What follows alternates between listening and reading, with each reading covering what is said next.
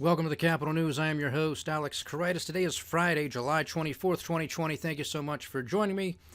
This is just simply a weekly wrap-up. I thought that would be a good idea to end the week because this has been a busy week on a number of fronts. A lot of stories that we didn't cover, obviously. So I want to touch base on a couple of those briefly. Of course, it just makes for a continuing narrative for 2020 of how insane everything has been and is likely going to continue to be for the foreseeable future. First, to market performance, the U.S. dollar continues its decline, settling at a near two-year low, taking out the recent lows that we witnessed back in March when the markets were selling off like crazy. Again, we are below that recent low. The dollar index is now at 94.35. So, again, this is something to pay attention to. Will the dollar continue this descent, or will it have some sort of major bounce back, a swan song, if you will, is what I'm calling it? Because I do believe, net, when all of the dust settles, that fiat currencies are going to be rendered obsolete. I don't know when, but it's going to be soon. I imagine it will be in this decade because we are in the midst of the greatest depression.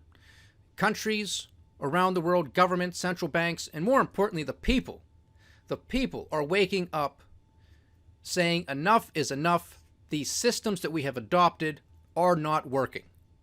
We have abandoned our system here in the United States. We have abandoned and trampled over our Constitution. We have ignored and trampled on free market capitalism. We've taken these things out to the shed, took them behind the shed and shot them. People are waking up. That's why you have global protests. That's why you have global riots. That's why you're going to see government overthrows or attempted government overthrows and who knows what else. People are waking up. And this, either way, again, because we discussed this earlier this week, whether you have the dollar witnessing or experiencing a swan song where it skyrockets, or if it continues its decline, either scenario is not going to be good for the global economy. Now, if the dollar takes off to new heights, well, that'll be a short-term good thing, so to speak, for the United States. Better purchasing power, at least for a little while. But if they continue to beat it down, well, that's not going to be good for you and your purchasing power. And that's going to happen anyway. And that's why I'm saying on a net basis, when all of the dust settles, the dollar's going down. Because it's just going to, it's fiat. It's not backed by anything. It's the people's faith and credit in the issuing institution. That's the Federal Reserve, backed by the federal government. Well, we're broke. So how much longer is this going to be able to continue? And we're not done with all of these quote-unquote stimulus measures, throwing more money out into the system that we don't have. So it's very logical that other countries and other people are just going to say, we just don't want dollars anymore. You guys, you're on a house of cards. And those other countries aren't in any other better position to say anything either, because their economies are built on a house of cards too. But it's just going to be enough is enough. We're going to have to come up with something else. What that something else is going to be, I don't know. Could it be a reversion back to gold or silver? Is it going to be some form of digital currency? Don't know. All I do know is that fiat currencies are going to go by the wayside, at least in their current form, because there's just too much shenanigans. And if history is any guide, which it typically is, they fail. They fail, and they fail miserably. And the current petrodollar system that we have here has been in place since 1971. So we're going on nearly 50 years, which in and of itself is an extended cycle. Because typically you go through a different monetary unit or some sort of different monetary system every 20, 30, 40 years. So we're stretching this pretty far here onto the 50th year next year. So pay attention to that either way. And of course, I will continue to keep you posted. Now, the stock market across the board here in the U.S. were down. The Dow Jones closed down about 0.7%. The S&P 500 was down 0.6, and the Nasdaq 100 closed down about 0.9%. And I do believe the Russell 2000 closed down about 1.5% for the day. The Japanese markets were also down about 0.6%. A sea of red across the pond in Europe, anywhere between 1 to 2%, depending on the index.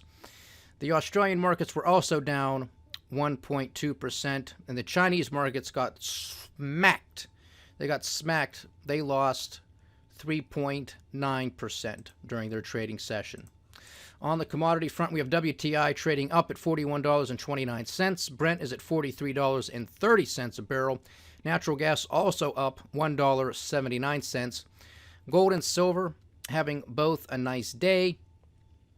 Gold did hit that closely watched $1,900 an ounce figure, but did pull back, and spot price is at $1,889 an ounce.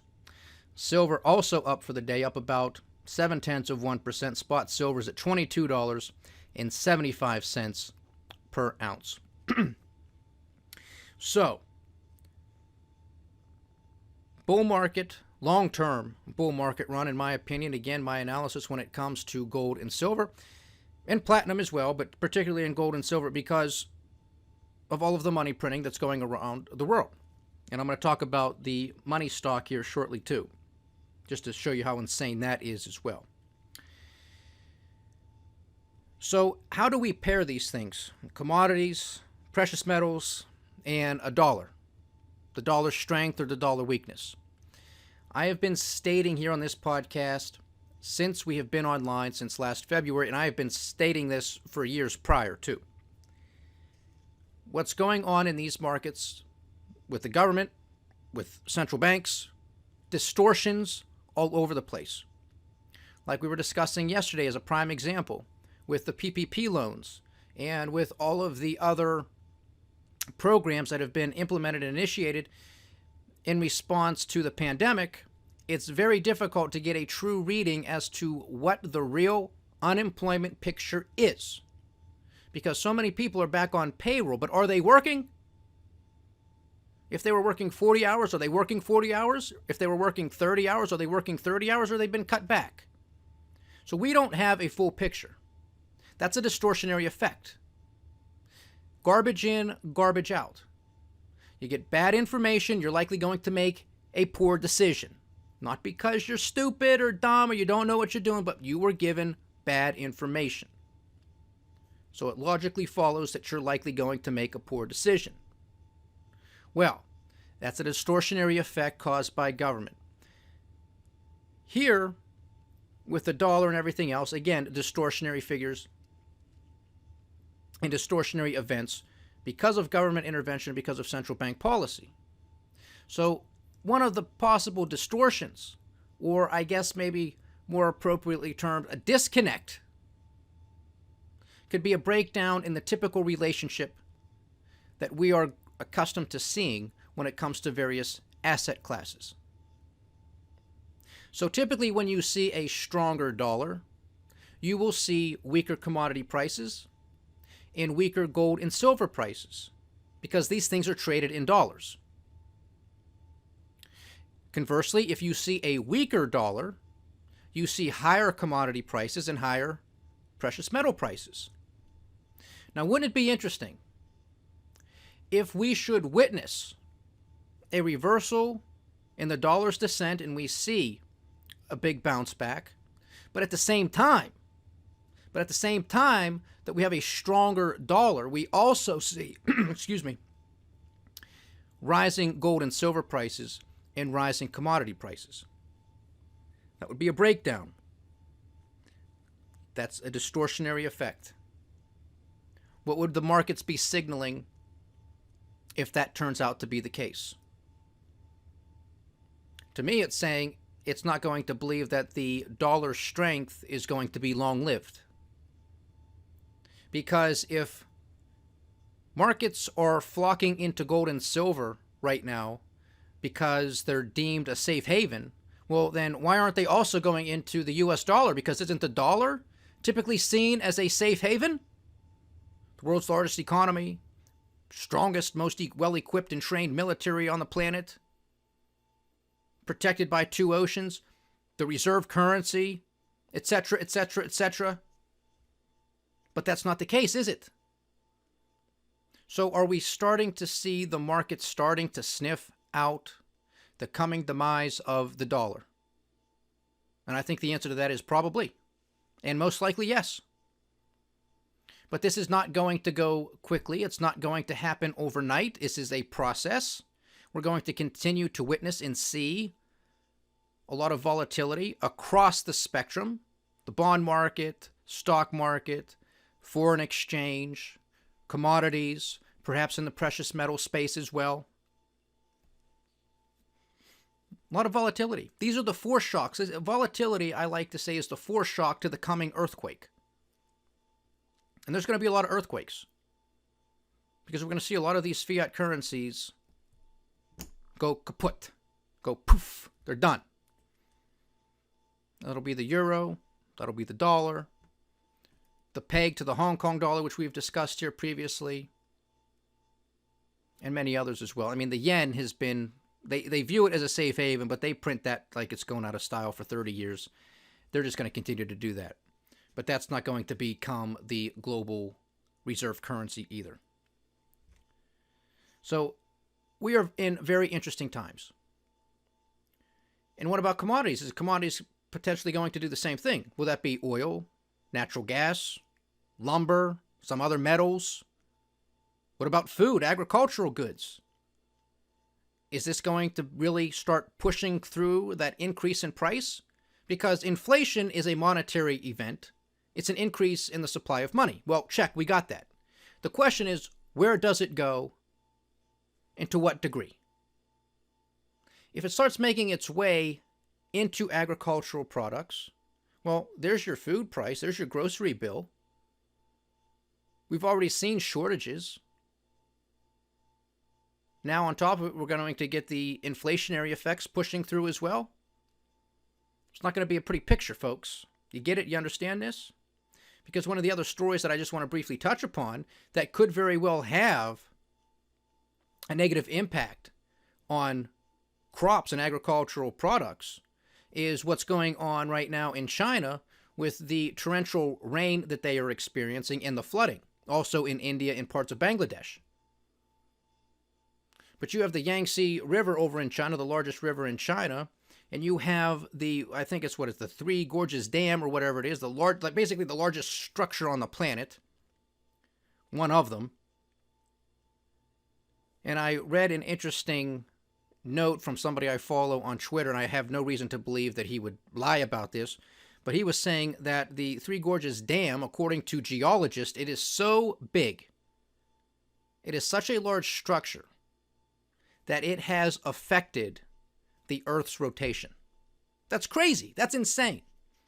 But if the flooding continues and it overwhelms this dam and this dam fails, you're talking about 40 million Chinese who are going to be directly impacted. Loss of life, loss of property, just destroyed, crops, to my point, and a whole host of other issues. This will not be a good situation if that dam should fail or if the flooding gets worse, because that's already an issue in and of itself. The dam failure is that'll be international news if that thing goes down. But that's just another box to check off, because I forgot to mention flooding in my list that I was ranting off yesterday. What else could happen in 2020, right? The aliens coming down, nuclear war, a tsunami just pummeling a country, knocking it off the map, etc., etc. And once you have it, I didn't watch the segment, but I saw the headline on Tucker Carlson on Fox News, and he was interviewing somebody, in the headline, the ticker, was basically saying that the Pentagon's UFO unit is going to be releasing documents soon. So there you have it. I didn't know this was going to happen. But evidently, I guess they're preparing us for the coming visit. The visitation, the invasion, I don't know. My message to these UFOs, stay away. Don't come to this planet. Get out of here. I mean, if they saw what was going on, I don't think they'd want to come here. But if they can't see and they're just, let's go see what's going on, don't do it. Go back. Go back to wherever you came from. Once we get our act together, maybe we'll meet up with you somewhere down the line. Don't come down here. Please. It's insane. So that's some of the market news. And of course, Uncle Sam's 10-year Treasury junk note is yielding 0.59%. Another disconnect that may happen, and this has been a head scratcher for me too, because nobody knows what's going to happen because there's so many distortionary effects. Understand that first point. Nobody knows. This is uncharted territory. Because there's a lot of people, obviously, that debate, well, it's going to be deflation or it's going to be inflation, and it can't be, some people think it can't be both. It can be both. It depends on the goods and services that you're talking about. Now, I think net, it's going to be inflation, stagflation, and potentially hyperinflation. Maybe not hyperinflation here in the U.S., but inflation doesn't understand borders. It doesn't recognize borders, and it could be put onto somebody else. We saw it in Lebanon. We see the total economic collapse there, the situation in Venezuela, the coming problem in Iran, and a host of other countries around the world. So net, that's where I think it's going. But typically when you're looking at bond prices or bond yields, if the bond market was going to start anticipating inflation, you're more likely going to see bond rates start to go up. I don't know if that's going to happen this time. I don't know. I mean, I think if the market has its way, that's where the yields are going to go, because yields should be higher if we had a true free market system. Interest rates would be much higher. The yields on these bonds and notes would be much higher than what they are. But because of the distortionary effects, because of the manipulation by the central bank, purchasing all of this debt, suppressing interest rates, we'll see how much longer they can keep them down. But in this world of manipulation and attempted central planning and control, something is going to bust loose sooner rather than later. And that might be gold and silver. That might be why we might see a hyperbolic move in the precious metal space. So pay attention. It's still early if you haven't gotten in yet. Again, I don't give advice, but I do tell you what I'm doing. I'm involved. Have it physically. Have it with the mining stocks. There's ETFs out there. You can get yourself somewhat diversified in that basket if you don't know how to analyze individual stocks.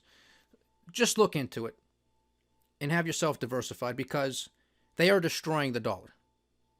And gold and silver have been money for thousands and thousands and thousands of years, because that is what the market has elected and selected time and time again. Yet we keep wandering away from it, going to paper trash, and that's exactly what it's turning into. So pay attention. There's a lot of disconnects that are underway, and a lot that we're going to be witnessing and experiencing in the not too distant future. An interesting article I came across today in the Financial Times was a recent interview that the Financial Times did with Jim Chano. Some of you may be familiar with Mr. Chano. If you watch Bloomberg, CNBC, Fox Business, he's interviewed, I wouldn't say regularly, but frequently enough where you would know his name if you heard it. Big, famous hedge fund manager, but really known for uncovering and discovering accounting fraud and making a ton of money by selling short those companies.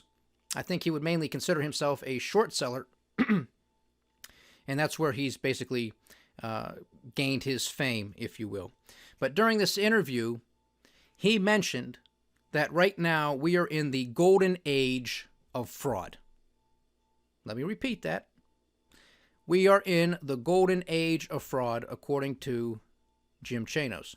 I happen to agree with him on this. We have talked about this before as well. We talked about General Electric months ago when Harry Markopolos came out, the forensic accountant who also uncovered Bernie Madoff and the Ponzi scheme a decade ago, coming out and just saying, hey, General Electric, they've been cooking their books for years. That was several months ago. I think there's a lot of shenanigans going on behind the scenes to keep General Electric propped up. That's my theory. I don't have any proof or evidence of this, other than the fact that now we have the Federal Reserve bailing everybody out. So except for that, Something fishy's going on behind the scenes. You have the Boeing quagmire, and I think there was another negative headline out against the 737. I don't think it had to deal with the 737 MAX, but other 737s that have been grounded, some other issue there. So the hits just keep on coming, unfortunately, for Boeing. And the other thing that is in alignment and agreement with the golden age of fraud is another thing that we have been discussing here for the past few months is the Federal Reserve can help alleviate, for a while, a liquidity crisis.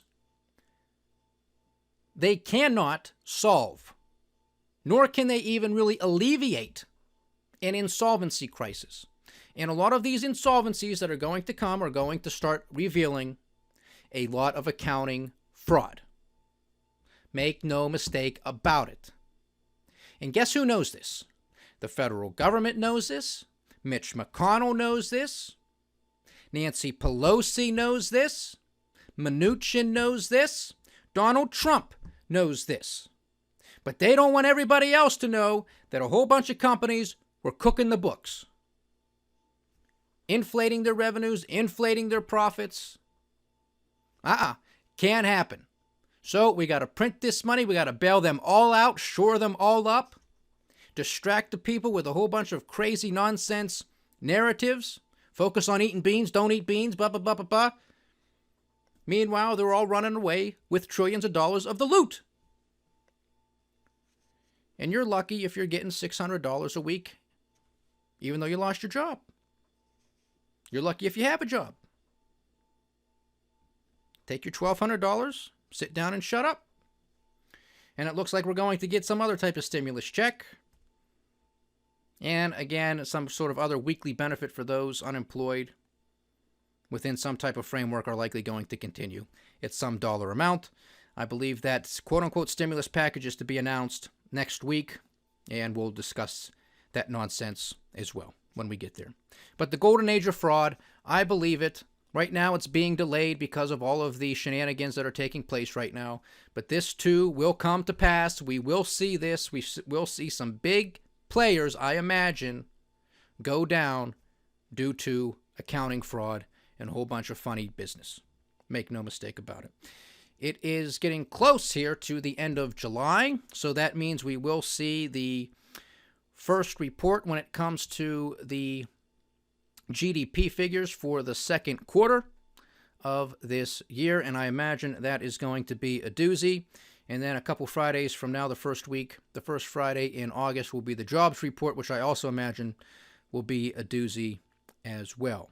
Don't forget, when we were reporting yesterday, the initial claims figure was 1.4 million. Slightly above that, but 1.4 million Americans filed for unemployment insurance for the first time. Initial claims. Not good, folks. I think that was, 17th or 18th consecutive week of over 1 million people? This is not good. And unfortunately, it's not getting better. Because we still haven't fully captured all of the shutdowns, the re-shutdowns, the slowdowns, and all that jazz. So it's not going in the right direction, which is no surprise to us here at the Capital News, because it wasn't going in the right direction before the pandemic. So you can't expect it to get better in and during the pandemic, especially when borders from around the world are closed off to each other. So don't be surprised here. And then lastly, I just want to touch on the story that deals with Jeffrey Epstein, the child molester, the sex trafficker, whatever other adjective you want to throw at this guy. And of course, he quote-unquote committed suicide in a maximum security prison. Yeah. Well, of course, they caught his long-term, girlfriend, confidant, Ghislaine Maxwell. Her trial is set to start next year. If she can make it, if she's not suicided herself. Of course, suicide, when it comes to these types of people, basically stab themselves in the back 20 times. And then, of course, another curveball with this story. You have one of the judges who was on the Epstein case dealing with some of the financial shenanigans related to Deutsche Bank. Well, her son was killed. husband shot. You can't make this stuff up. So here's my point I want to make here. Prepare yourselves. Because not this judge, but another judge, I do believe, is having court documents that have been previously sealed are now ordered to be unsealed. And I think that's going to take place next week. And allegedly, in this report, in these documents, are names. So now the names are going to start dropping. Now, Jeffrey Epstein, we've seen the photos of who he was running around with, all the parties, big socialite, with Trump, with the Clintons, with celebrities, with a whole host of people, very powerful business executives.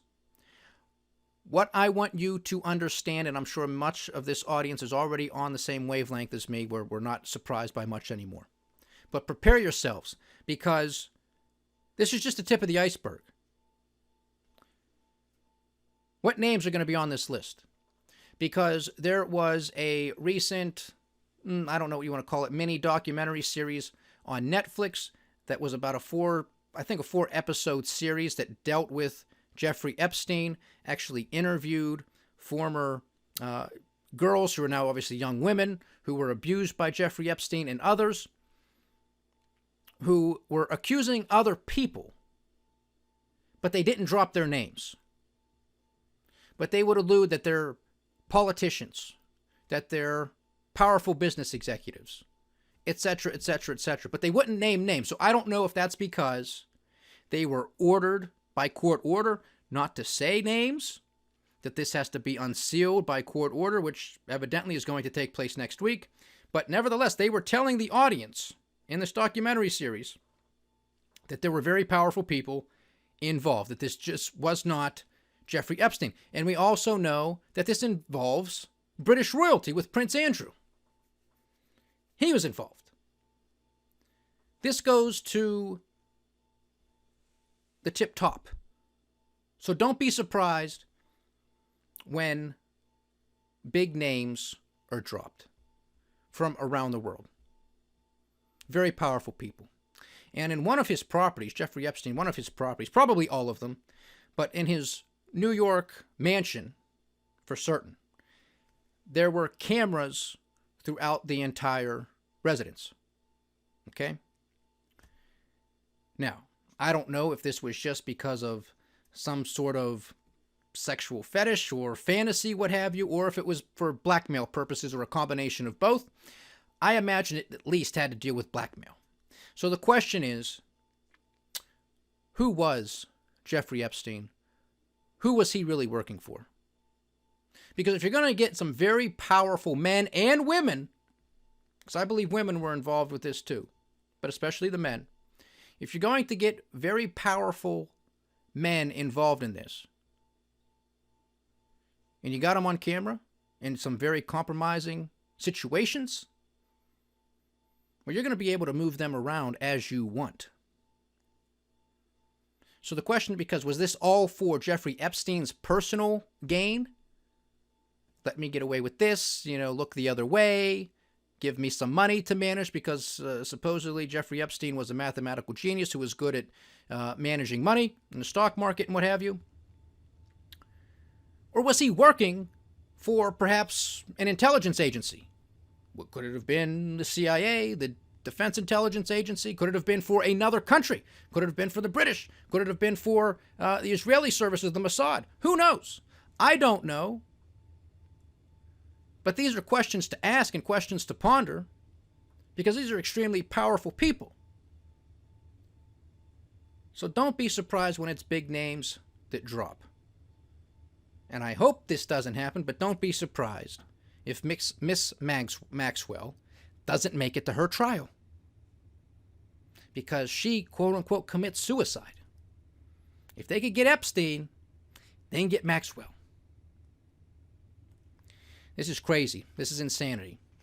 And I don't want this to be a partisan issue, because you already hear it in some instances, because if you're a Democrat, they conveniently leave out the Clintons and their association with Epstein and the pictures and this, that, and the other. But there's pictures with Trump, Donald Trump and Melania Trump with Epstein and Maxwell. Well, he must be guilty. And on the flip side, you have Republicans who conveniently ignore the pictures and the association with Trump and Epstein, but it's the Clintons. Get off of it. Get over it. Whoever was involved in this evil needs to be held to account and needs to go down. And I don't care who it is. I don't care who it is.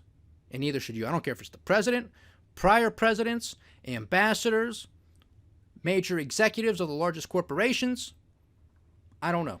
But I do know if these names start to come out, there is going to be some massive volatility or something that will take place in the markets or in a geopolitical event, something somewhere to distract the people from this story.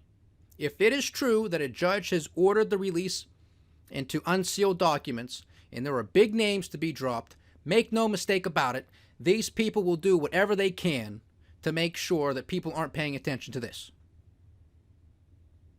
Again, it could be volatility in the markets, which would pretty much mean a major sell-off. It could mean a bigger geopolitical risk, escalation between the U.S. and China, something in the Middle East, something in Venezuela. Who knows? But pay attention.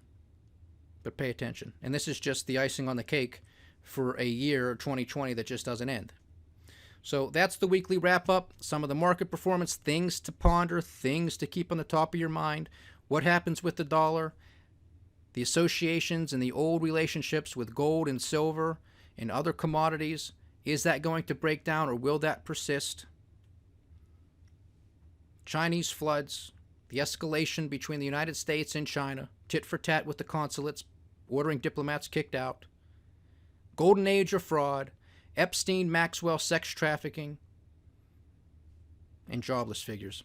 A busy week. They always are. Enjoy your weekend. You might catch me here for a week ahead segment on Sunday. If not, I will be back Monday. Again, enjoy your weekend. Please like, share, subscribe, get the word out, and leave your comments. We do love hearing from you. This is the Capital News. Stay diversified, stay vigilant, and stay with the Capital News. I am Alex Koritis. Godspeed.